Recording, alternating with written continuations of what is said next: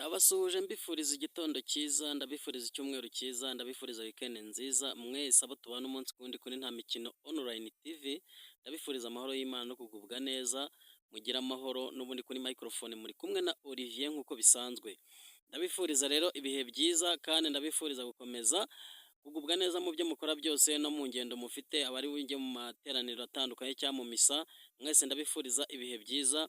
Kandi namwe muri mu ngendo zitandukanye cyangwa se muri gahunda zitandukanye, yaba aho butaracya, yaba aho bwakeye, yaba bakiryamye cyangwa se muri make bamaze kubyuka, mwese ndabifuriza ibihe byiza, mugire amahoro.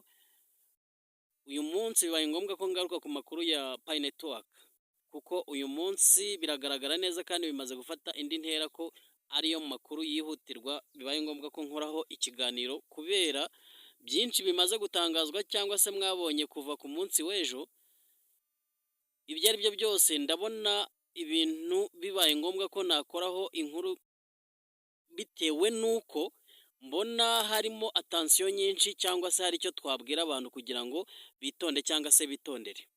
N'ubundi nimba ari ubwa mbere tubanye cyangwa dusanzwe tubana cyangwa aribwo umenye iyi channel, udufashe udukandire subscribe, urayikinge, usharinge, ukomentinge, biradufasha cyane kuko bituma tubasha kumenya ngo ibitekerezo byacu dutanga muri community cyangwa se muri sosiyete mu byakira mute, abadutega amatwi mu byakira mute.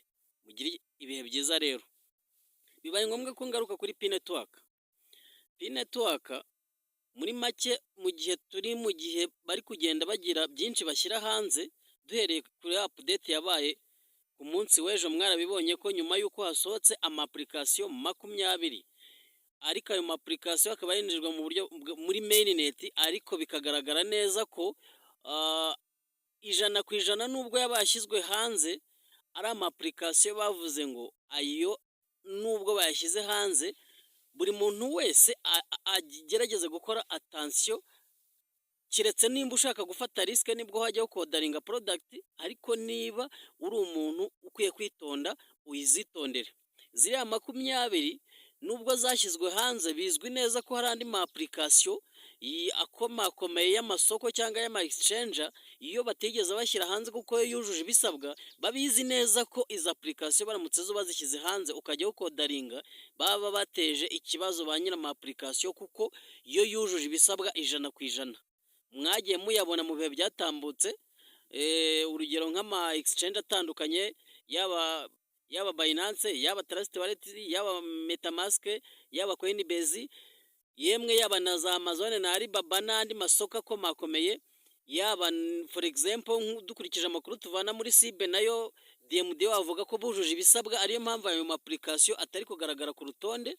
Ariko noneho agakanya reka tuvuge ko aya application bamaze atari kugaragara ku rutonde rwakigeragezwa cyangwa ari muri risk, wenda sinari nsoje icyo kintu, ariko muri aka kanya reka tugaruke kuri aya application bamaze gushyira hanze 20. Bigaragara neza ko aya application nubwo ari muri mainnet, ariko bagaragaje ko kujya ugakora order cyangwa se ugatumiza igicuruzwa ushobora gufata risk. Impamvu babivuga gutya nuko iki gicuruzwa akakanya ntabwo uri bucyodaringa ngo uhite ukibona. Iyo ni ikibazo cya mbere. Ikibazo cya kabiri, ntabwo uri bujye kuri ziriya application ngo ukore order, mwagiye mubona ko zitandukanye, ari amasoko aratandukanye. Hari uri gusanga ari afite product ziri kuri GCV, hari ayo uri gusanga afite product zihambaye cyane, ugasanga ngo iPhone ihagaze Pi 1550, cyangwa se ugasanga isa ihagaze Pi 10. Bishatse kuvuga ngo ni risk. Kwa timu yabitangaje, so kuvuga ngo nimba bamaze kuvuga bati wenda badirinze na ba nyira application, baravuga bati iza application turabona ntacyo zishobora gukorerwaho test, ariko tukaburira ba pioneer ko nubwo zitaruzi ibisabwa zakorerwaho test, iyi test bakabahesha amahirwe wenda yo kubaka ama application yabo neza kuzura akaba nk'ayandi. Ariko noneho umuntu wese nagira ngo mvuge iki kintu se cyangwa ngira icyo ntangaza, nta muntu nabwira cyangwa se nakangurira ko afata risk. Nimba ko atimi kubwira ngo fata attention nujya gukora order kuri izo application, uraburi muri risk. Nawe rero byitondere wifata iyo risk.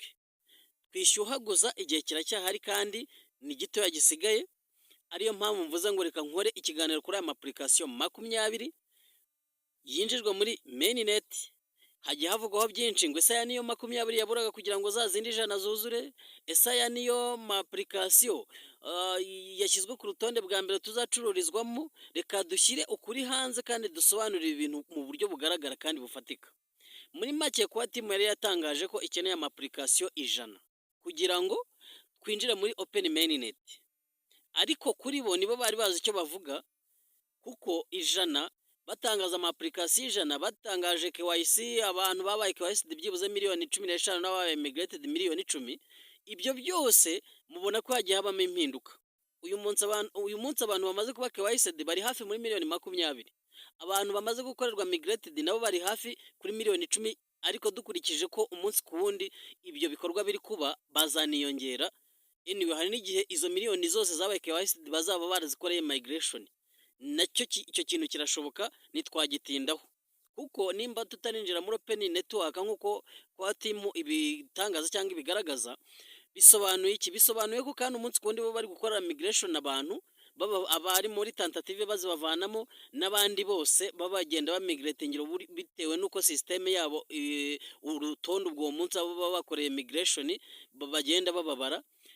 Ni ikintu kigaragara neza kandi ni ikintu gishimishije ko biri kugenda bifata umurongo mwiza cyangwa se bifata indi ntera, ku buryo imibare kuba timu yari yatangaje ishobora kuzamuka, aba bantu bose babaye KYC bagakorerwa migration. Icyo niko ngewe nkibona kandi ukuri kurashoboka 100%. Noneho kuri iki kintu cy'amapplication 100 bari baravuze ngo aya application niyo akenewe kugira ngo bubake projet ya P-Network habeho open mainnet. Kwa timu nibo yari proposal yabo cyangwa se yari gahunda bari bafite, ariko 100% ayo application ntawe ubizi neza kuko ntibigeze bavuga ngo 100 twayujuje. Nyamara turabona ayo batangiye gufata bavana muri baza gukorerwaho test ya mainnet. Iyi ntago ari mainnet nimba bari kubwira abantu ngo umuntu ujya gukoraho order akodaringa product araba ari muri risk, mumenye neza ko ubwo ni test ya mainnet, ntago ari ibintu biri officiel bya nyabyo. Noneho rero bikagaragara neza kandi bikagaragaza undi murongo ko uburyo bigaragara ko ari risk nuko nta giciro kiratangazwa. Buri application ifite igiciro cyayo, nkuko natangiye mbibabwira. Hari izubona zubahirira Global Consensus Value GCV y'agaciro $314 by'idolari $159, hakaba n'iziri kwicururiza bisanzwe bitewe nuko bashaka kodaringa product zabo. Kikaba ikibazo rero gikomeye, ariyo mpamvu buri muntu wese agomba gukora attention, kuko nta na gahunda hari fatika ko nuramuka ugiye ugakora ordering ya product runaka, iyo product igiye izakugeraho ntukizi, ni ugufata risk nkuko kwa timu yabitangaje. Ibyo cyakoze wenda ikigaragara nuko byujuje ubuziranenge, ziri application udashobora gushyiramo ntuza wallet address yawe ngo ku buryo bashobora kuguhakinga bakwibire payi. Ibyo ntibishoboka, ahubwo aho na risk bavuze nuko product ushobora kubodaringa, ushobora gushiduka waguze ku giciro gihambaye. Icyo ni icya mbere. Icya kabiri, ushobora gushiduka product wodarinze itazakugeraho vuba, cyangwa se ushobora no kuyibura kandi payi zawe bazi gutwaye. Kikaba ikibazo rero, izo mbogamizi zonyine ebyiri zikagaragaza neza ko ari risk. Mwabantu mwe n'ubundi imyaka tumaze muri mushinga cyagiye tumaze kirahagije. Nimba izi application 20 bazishyize bakavuga ngo nubwo tuzigaragaje muri mainnet, ariko izi application harimo map of pi irasanzwe, map of pi irasanzwe yo nta nubwo wenda yagarutsemo, ariko buriya ni 19 ziyongera ni 19 hakongeraho na map of pi yari isanzwemo zikaba 20. Noneho rero mwabantu mwe mukurikira nta mikino online TV, nimba uri umupayone wa P-Network, nimba ufite payi zawe muri wallet yawe, irinde gufata risk. Icyakoze ibi turabivuga, hari n'abaryoherwa gufata risk, kuko murabizi hari n'abagurisha payi muri kashi. Ibyo rwose akavuga ati sinanirwa kurya iminsi mikuru mfite payi, bakagurisha. Hari abagiye babigenza ukuntu.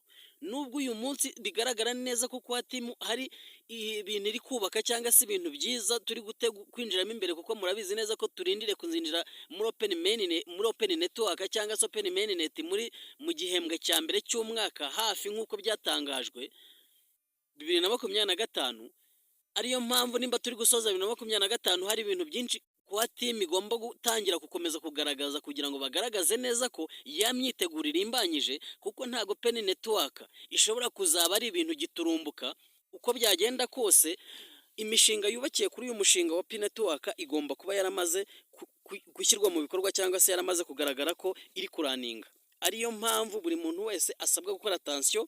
Ibimenyetso nimba tubibonye bya mbere, hafashwe application 20 zikinjizwa muri mainnet mu buryo bwa test, bari kububwira abantu ngo umuntu ushobora kujya gushopinga cyangwa se kuguraho product araba ari muri risk. Aho ngaho ni ukugira amakenga no kubasha kubyitwararika cyangwa byitwaramo neza. Ariyo mpamvu buri muntu wese agomba kwirinda cyangwa kwigengesera kw'iki kintu. Nkomeje rero ngira icyo navuga nuko nababwira ngo mwihangane n'ubundi ntiharaba, nta gihe ntikiragera, nta byacitse, nta byarenze. Tumaze igihe kinini muri uyu mushinga, twabonye byinshi, twihanganye igihe kirekire. Wifata risk ngo ugiye kugura product utazi igihe uzabonera, utazi igihe izakugereraho, utazi neza kuzayibona. Nimba bakubwiye ngo uri muri risk, ijambo risk risobanura ibintu byinshi. Wifata umwanya wo gufata risk, kuko payi wazimayininze n'umutima ukunze kandi zizakugira umumaro. Nta mpamvu yo kugira ngo ujye gufata risk ngo ugiye gukora order ku isoko runaka kandi ubona neza kuri muri risk. Uruzuza ibisabwa, payi zawe nukubitamo wallet address niwemeza pay barazigukata, ziragenda pe. Kandi ntuzi igihe iyo product izazira, ntuzi niba uzayibona.